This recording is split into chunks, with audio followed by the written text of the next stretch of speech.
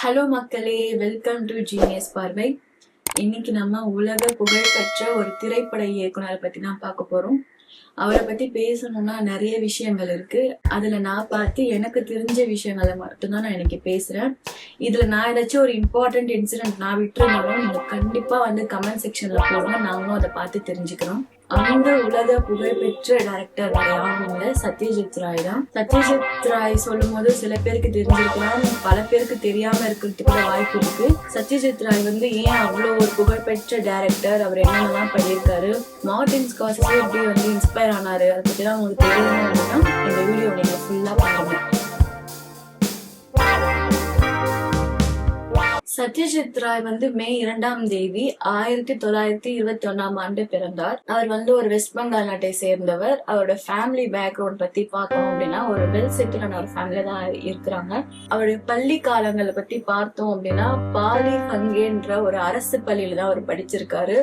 College presidency college இன் கல்கட்டால படிச்சு முடிச்சிருக்காரு. இதெல்லாம் இருக்கட்டும், எப்படி அவருக்கு சினிமா மேல இன்ட்ரெஸ்ட் வந்துச்சு அப்படின்னா அவரோட காலேஜ் டேஸ்ல தான் அவருக்கு கொஞ்சம் கொஞ்சமா சினிமா மேல ஆர்வம் வர ஆரம்பிக்குது. சினிமா மேல இருக்க இன்ட்ரெஸ்ட் வர ஸ்டார்ட் ஆகும். நிறைய படங்கள் பார்க்க ஆரம்பிக்கிறாரு.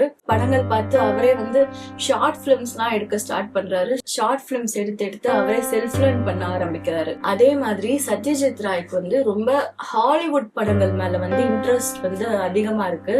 அமெரிக்கன் பிரிட்டிஷ் நாட்டுல 1930 இருந்து 1940 வரைக்கும் அந்த படங்கள் எல்லாத்தையும் சத்யஜித் ராய் தேடி தேடி பார்க்க ஆரம்பிக்கிறாரு.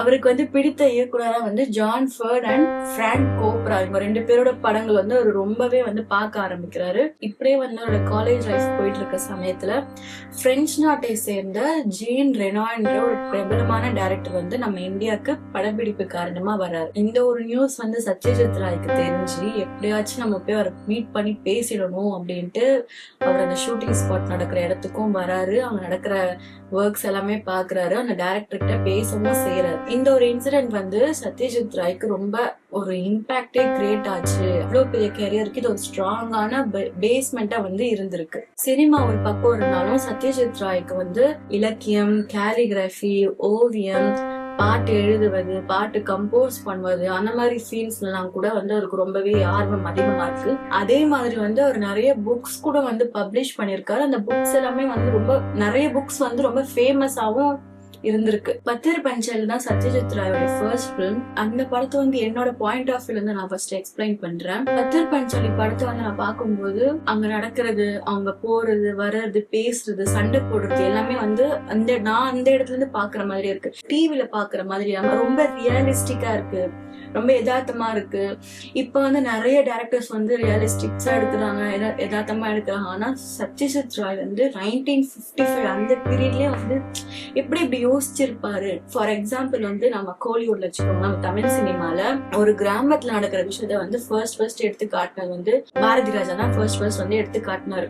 ஆனா சத்யஜித் ராய் 1955லயே அவங்க கல்ச்சர் இருக்கு இல்லையா, அது ரொம்ப அழகா, ரொம்ப யதார்த்தமா ஆடியன்ஸ்க்கு கொண்டு போய் சேர்த்திருப்பாரு. அவ்வளவு பெரிய பாட்டு, சண்டை காட்சிகள் அந்த மாதிரிலாம் இல்லாம ரொம்ப ரியலிஸ்டிக்கா அவரோட கல்ச்சரை ரொம்ப அழகா இந்த படத்துல எடுத்து காட்டியிருப்பாரு.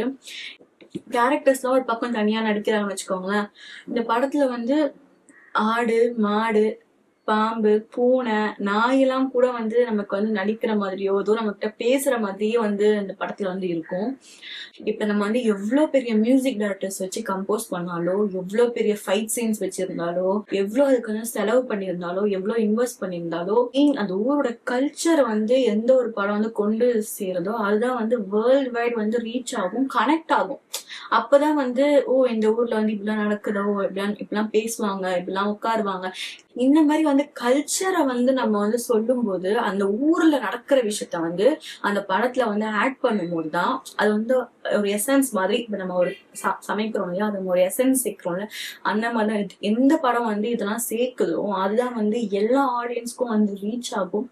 எல்லா ஆடியன்ஸ்க்கும் ரீச் ஆகுமான்னு தெரியல.